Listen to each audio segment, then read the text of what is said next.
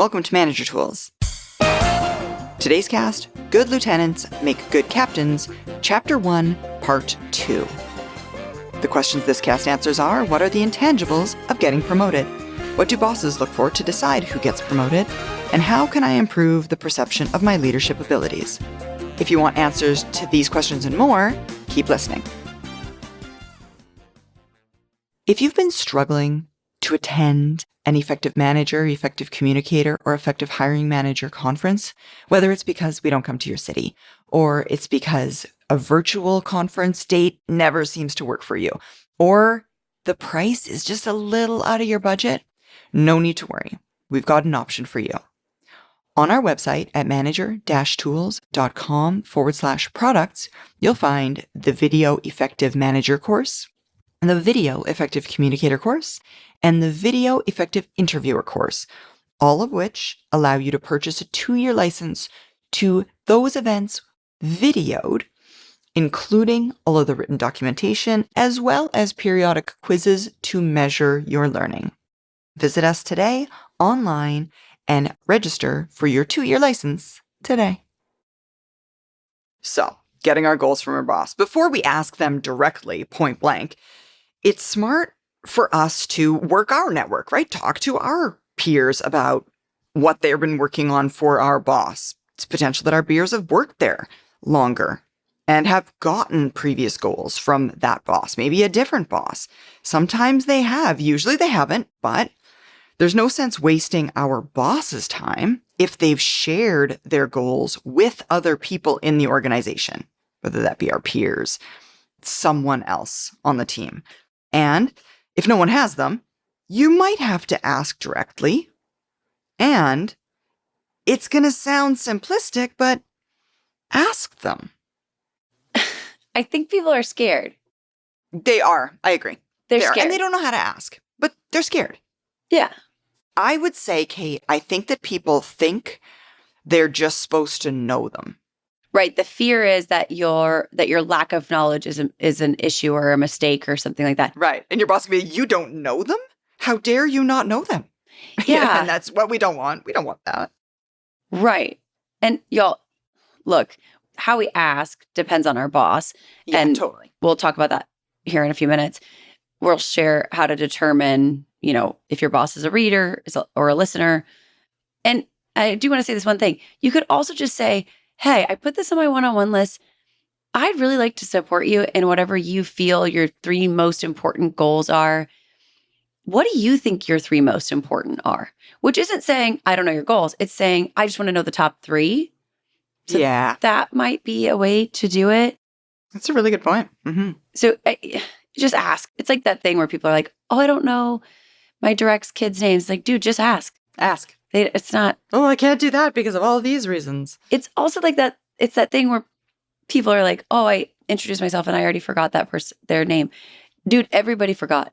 No one remembers the name you gave them when you shook hands.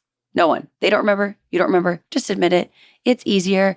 And the weird thing about it is the emotional response you're having to not remembering means that when you ask again, because you're embarrassed and awkward and nervous, that you'll remember it better because your brain remembers things attached to emotions. Trauma.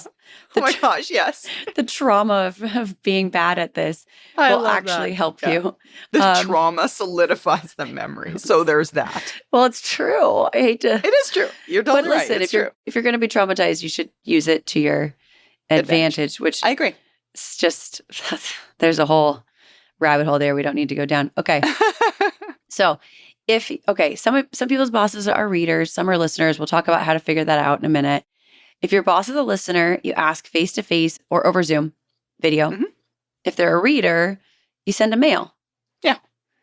So there's that. And I gave you all a question. There's another one. The key question, really, if you're not trying to be casual about it, if you're not living in fear, Yeah. The key question, if you're being deliberate, is I want to start working on building out my goals, and I don't think I can do that without knowing yours. Knowing yours will help me keep mine right and make decisions when I have to make decisions, when I can't get your guidance. Will you please share them with me? Mm-hmm. That's the thing to either say face-to-face over Zoom or send in a mail. Right. So that's the script. And when you ask that question, one of two things is going to happen. I mean, it's a binary at this point. Either you're going to get the goals or you're not going to get the goals. Now, we'd bet the most likely outcome, even though we're asking a point blank question, we get that, is you won't get them. And a fair number of bosses whom you ask for their goals will blame their bosses for not having given them their goals. And if that's the response you get, we're sorry, it's unprofessional, and it happens quite often. So don't have a shocked look on your face or be astounded at the fact that they're blaming their manager for the fact that they don't have that person's goals. Again, none of the bosses give any of the people the goals. And it happens. Just nod knowingly and perhaps commiserate. And you definitely can commiserate because they didn't give you yours, which is why you should be setting your own, y'all. Exactly. Those of you who are thinking to yourself, well, I don't have goals. Hey, guess what? It's time to step up. It's time to decide that you're in charge. You wanted to be in charge. Now you're in charge. Did your boss tell you your goals? No? Okay, great. Set your own and then ask for approval. Stop asking for permission. Simply take charge of the situation, define goals. You're here for a reason. You know what the company needs to a certain extent. You're not without knowledge. You're not without autonomy. You want credit for being autonomous? You want credit for being a go-getter? You want credit for hitting your metrics? Good. If you get to set your own, take some purview in that and decide what you want them to be. And then you're not the person who, when your directs come to you and say, hey, what are the goals? Says, oh, I don't know. My boss didn't give them to me. Yeah, I'm waiting for them. Where does the buck stop on that, y'all? It can stop with you. And by the way, if your boss says something like that, you could say, hey, just so you know, these are the ones I defined for my team. I'd love to have your input on them. And we're not trying to make our boss feel as if they didn't do the thing that their boss didn't do, right? That's not what I'm saying. However, I'm saying if your boss is having this experience, it's likely also being inflicted on you. That's why we're here. Uh-huh. Let's stop whining about it and do something about it. Because when you ask your boss and they whine, that's not what you wanted to hear, right? Well, don't be that boss. Exactly. It's what, and to our point again, is what a good lieutenant would do.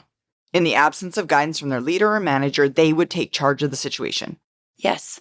And you've been given the role power to do so. Exactly. You've been given the role power. And the point of asking our boss for their goals is to allow us to achieve our goals in support of theirs. But if you don't have them, then make them. Chances are your boss doesn't have them either. Yeah. So go with it. Right. Let's give it a shot. Exactly. If you don't get them, okay. You're still somewhat on the hook for coming up with your own. We just talked about that. I mean, we understand. And hey, guess what? You wanted to be here and now you're here. Mm-hmm. The way to get your own goals, if your boss hasn't given his goals to you, is try to give them your goals. And then if not, create your own. And you could do those. I mean, you could create your own or give them. It could be either or, guys. You could do one first or the other. We've talked about this before in the podcast, how to get your goals from your boss. And we just want to encourage you to stop feeling paralyzed. Stop feeling like you don't have enough information. Take the information you have, do your best, and take some ownership. Claim some of your autonomy in a way that will support what you believe is the right answer. Mm-hmm. They pay you to have answers, guys. Yes. Let's come up with some. They don't have to be perfect. You can test them out. You can ask your boss, but they pay us to have some answers. Let's give it a shot. Yeah, you're absolutely right. And what this all springs to mind, Kate, is the Horstman Middleman test. I'm sure you guys have all heard us employ this one before. That is, in situations like this, we think to ourselves, if you don't like it when your boss doesn't share their goals with you, in turn, don't visit that same selfish pain on your directs. That is, if you're irritated that you're not getting your goals or your boss's goals from them so that you can create your own goals, ensure that when you have your goals and or create your goals, you then share them with your team members. Repeatedly. All of them. because they shouldn't be in that same situation you are. I don't know my boss's goals, and now I have to be the one that asks the awkward question. Hey, what are your goals? Could you let me know so I can build my own? Help them. Build your own goals, give them to the people on your team so that they don't have to be in the situation you might find yourself right now. Mm-hmm. It's sucky. Yeah, not ideal. Has your organization recently decided that working from home is your new normal? And do you have a managerial complement who's already struggling with working from home, never mind this being your forever state? Don't worry, we're here to help. You can email us at maggie@manager-tools.com, and we'll help you out by talking to you about our effective remote manager training.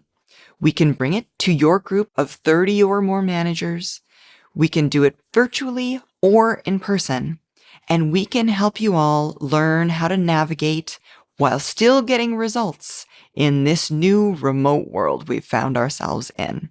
Again, email Maggie or customer service at manager-tools.com, and we can talk to you about how we can help.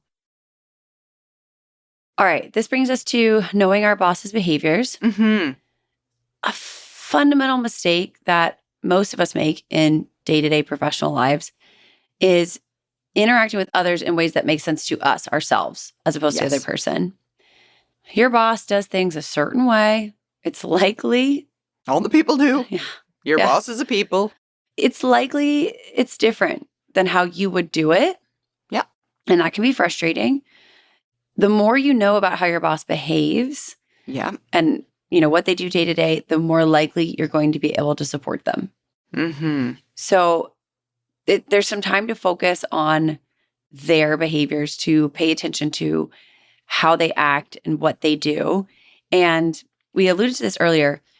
We're going to start with a behavior that we talked about.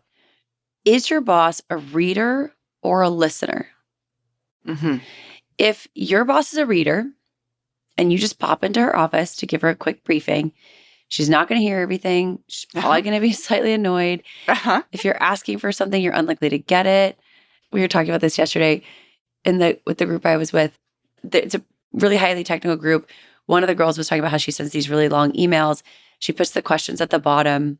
Oh, yeah. And she said, if I don't put all that stuff in the email first, then the next thing they do is the person I sent the email to just sends me a question, but the answer is in the stuff that was in the email.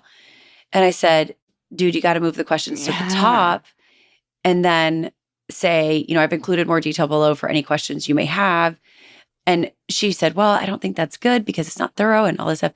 And I'm kind of trying to convince her that there are a lot of people who aren't reading the whole email to begin with. They never see her questions. They never read it to begin with. Even, no matter where your questions are, they're not reading the email. And so we're having this kind of I'm kind of trying to convince her. I'm talking her through it. Mm-hmm. And this other woman in the class, she raised her hand. She says, can I add, when you send an email like that, I don't read it. I just get up and go to your office. Yeah. And she says, the other girl with the questions at the bottom says, yeah, I don't like that. And I said, okay, good. If the questions are at the top, how about you agree to put the questions at the top, and Jennifer agrees to put the question or to not show up in your office. Not show up. And both of them said, yes, that sounds wonderful. Yes, that sounds wonderful. Let's do that. I like that. Exactly. I'm the person who just pops into your office and I can see the person's face and their face, it says, oh gosh, she's back, right? That's the thing. So it turns out I'm not a reader. Then that's how you know. If you go into your boss's office and the face you get is, oh no, she's back. Right. Then your boss is a reader, not a listener. Exactly.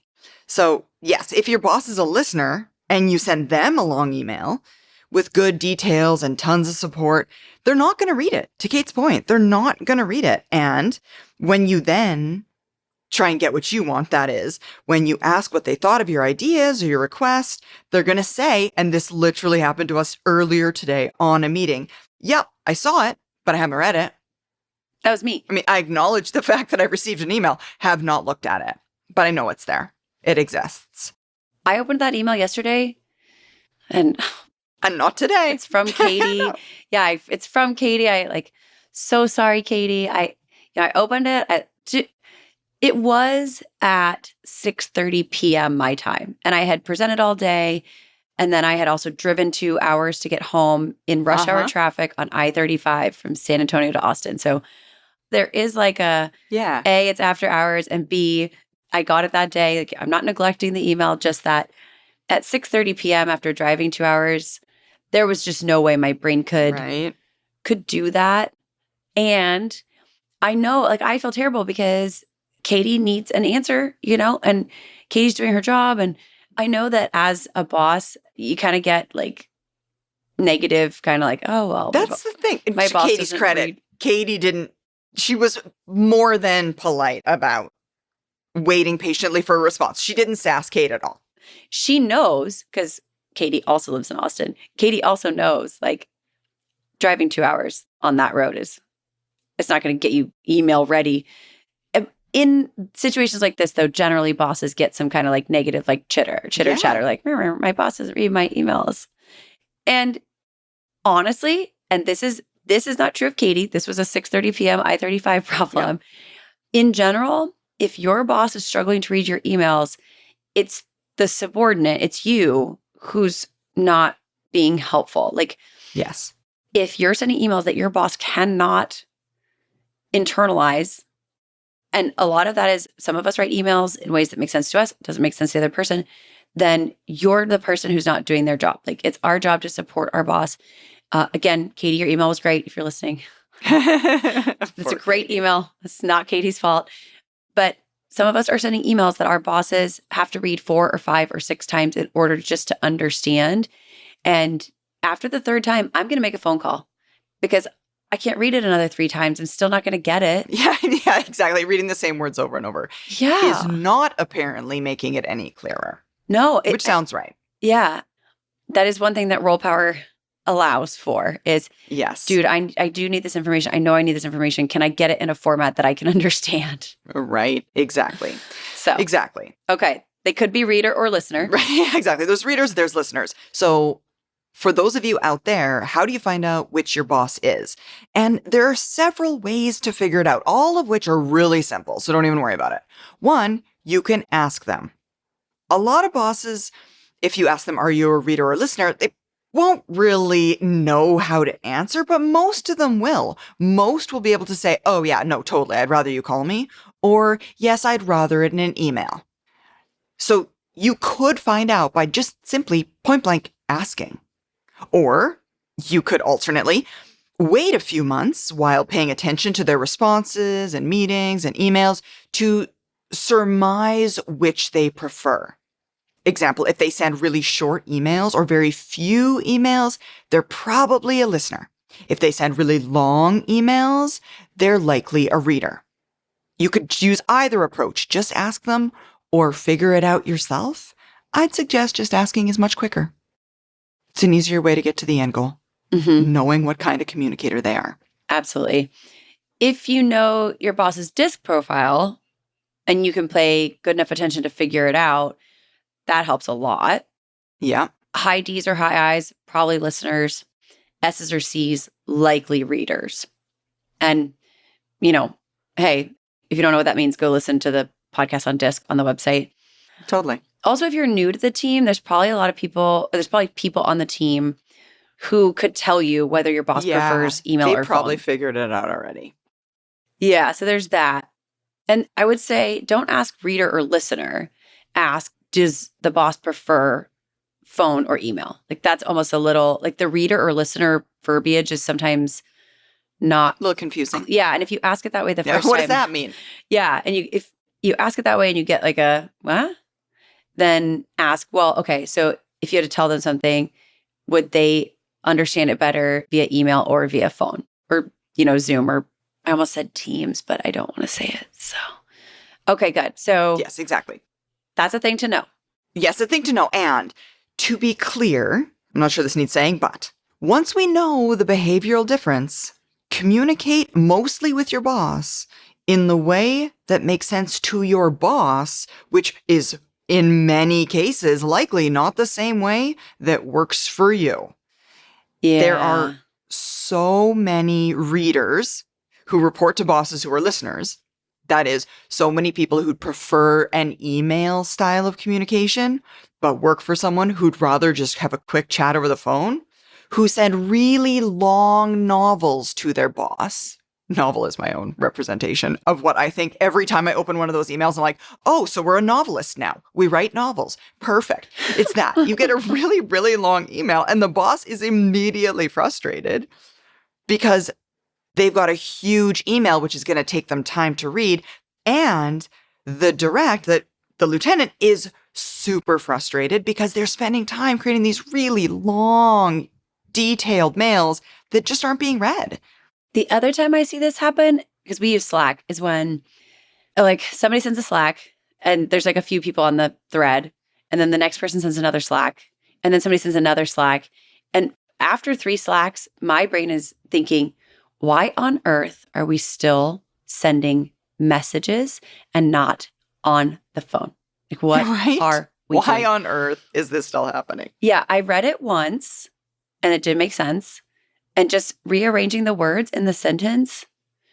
And I want to be really clear, y'all. I love to read. This isn't like a I don't like to read thing. I read every day. I read constantly. It's one of my favorite things to do.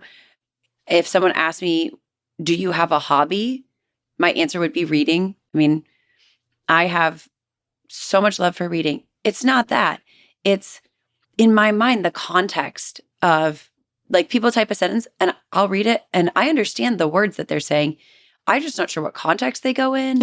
Right. I don't understand. Yeah. And then they just rearrange them. So the sentence, like the words in the sentence are just in a different order. Yeah. And I always think to myself, if you're already speaking French like with more synonyms will not help me understand French. My French can barely order a baguette and brie. So no.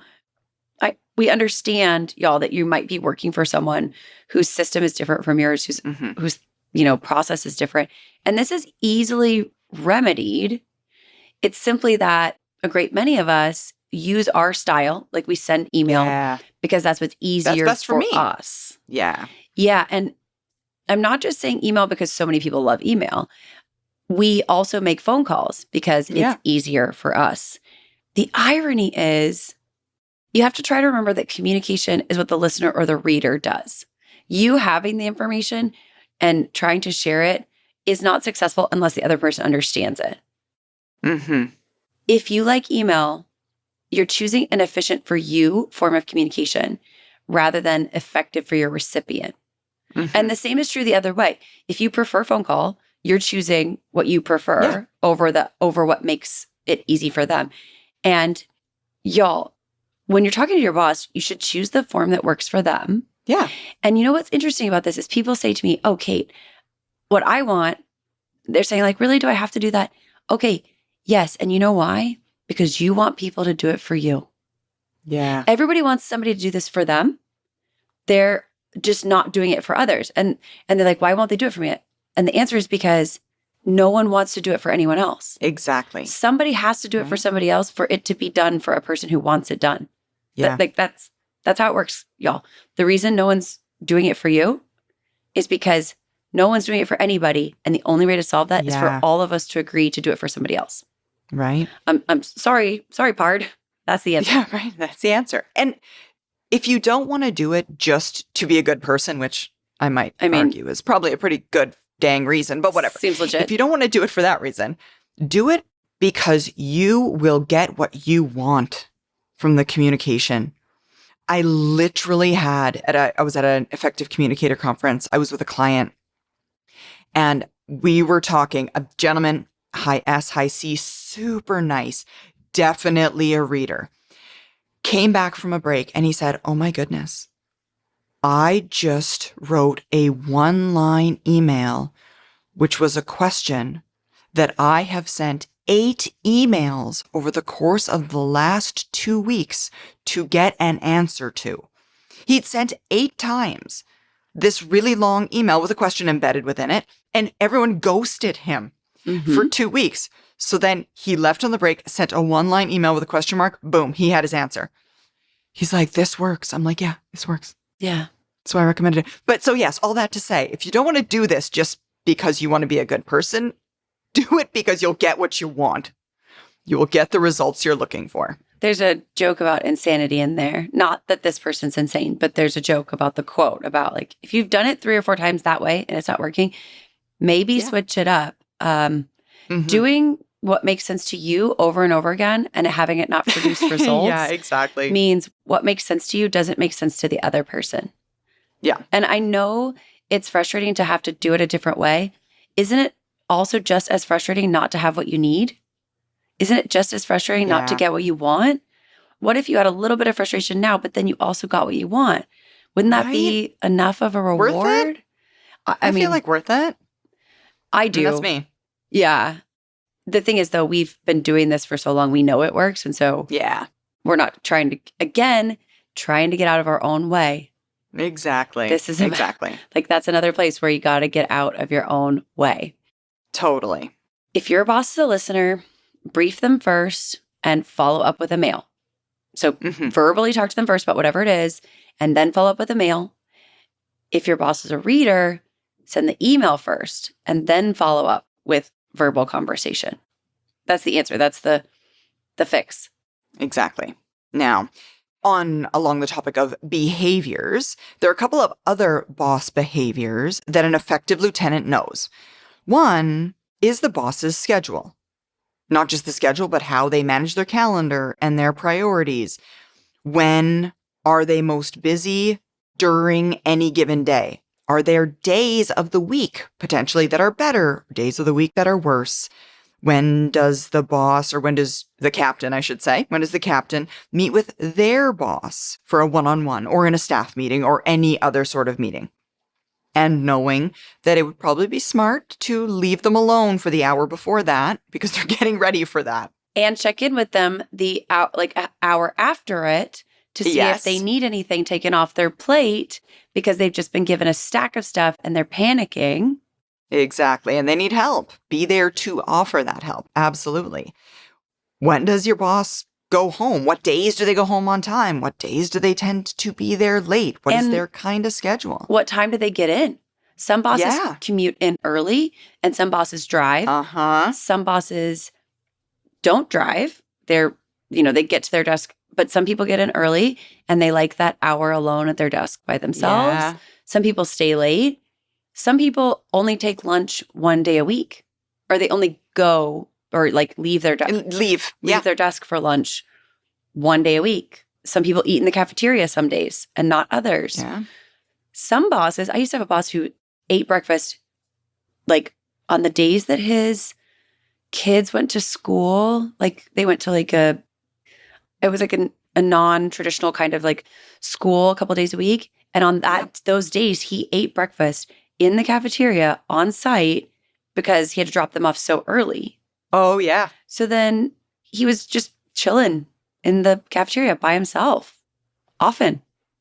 Yeah. So it's like, I would just like swoop. Right? Like, hey, like pop in. Yeah. Exactly. I'm here. Hello. As long as your boss likes people. Yeah, popping. That's a good point. Does your boss like popping in? Because some bosses like the pop by. You can drop in. You can say hi.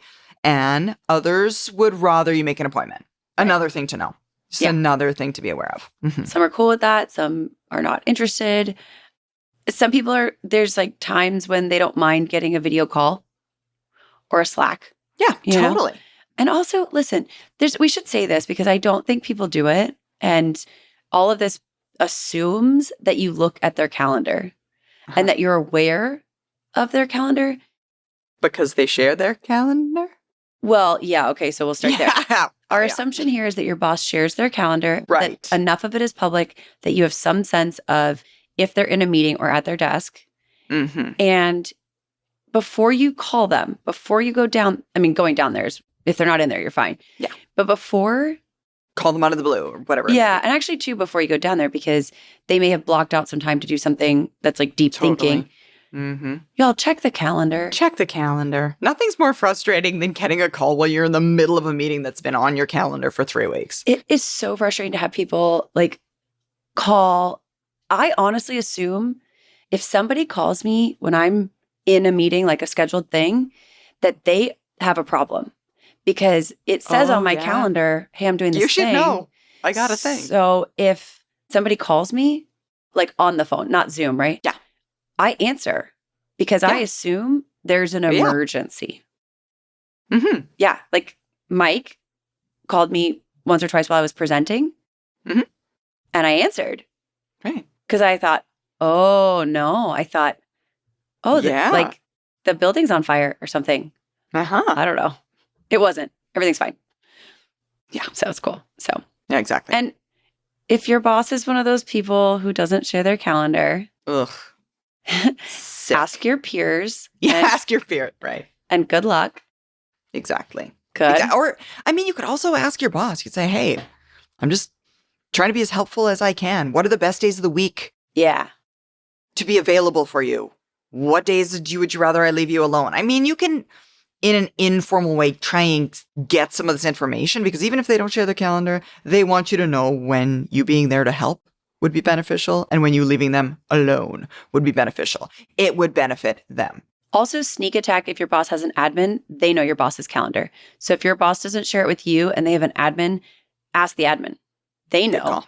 They know your boss's rhythms, patterns, preferences. Absolutely. Yeah. Ask that person. Yes. Okay. Another thing beyond knowing their behaviors, their preferred communication style, all of those types of things, is knowing your boss's friends and enemies. Now, your boss is a human. I think we mentioned that earlier today Hopefully. in our cast. Your boss is a human.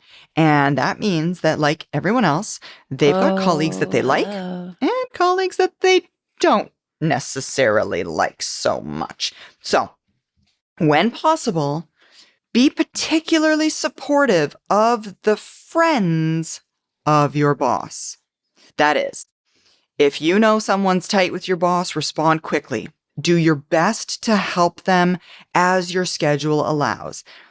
And in certain situations, don't necessarily go out of your way to please the non-friends of your boss. Now, obviously, they outrank you. We don't want you to get in trouble.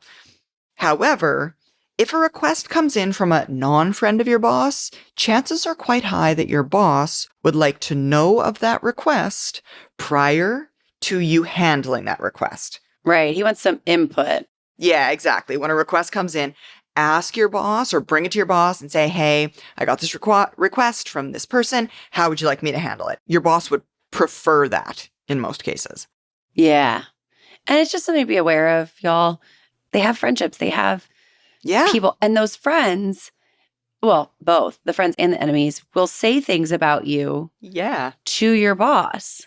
Uh-huh. So you want those people to have an experience that lends itself to your boss not hearing negative things about you. Exactly. So those words were very specifically chosen.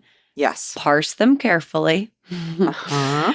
And you can observe this. You know, you guys, y'all are probably savvy enough to figure out who your boss's friends and enemies are. Yeah. And watch out for them. Just watch.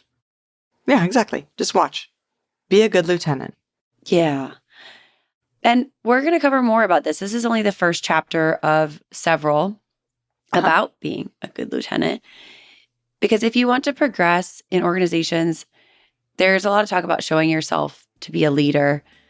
And that's great. If you can, figure out exactly what that means for you and your organization, good. Also, though, the leaders above you expect that you learn first how to be a good follower. Because good lieutenants make good captains. Yes. That is exactly it. All right. Thank you, Kate. Thanks, Sarah. Thanks so much for listening, folks. We'll be back again next week with a new topic. Bye, y'all. Bye, everyone.